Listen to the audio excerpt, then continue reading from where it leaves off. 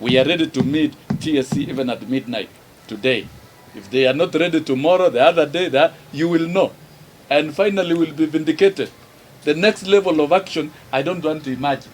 I really don't want to imagine. Okay. And the judgment that has been pronounced by the court of Kenya is law.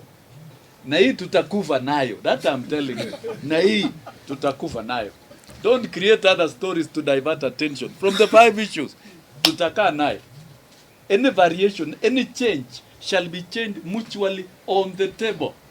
And we are prepared. If this engagement is going to be difficult between us and TSC, let the Ministry of Education come in.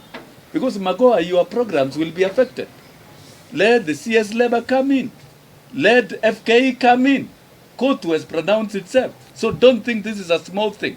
Yale yalopitishwa na mahakama, mwajiri aheshimu. Sisi tuko tayari kuongea naye mwajiri, lakini kama tagairi basi tunataka wananchi wajue, walimu wajue, sisi si wabaya.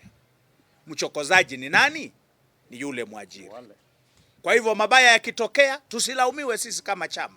Yule mwajiri alaumiwe. Nyinyi mnajua ukweli. Ambieni wananchi ukweli. Ambieni walimu ukweli. Na walimu wetu wajue sisi tutasimama imara kutetea maslahi yao. Hatutakubali ndururu yao itolewe. Na kama imeguzwa, itarejeshwa. Walimu msibambaike, tuko ngangari, tuko imara.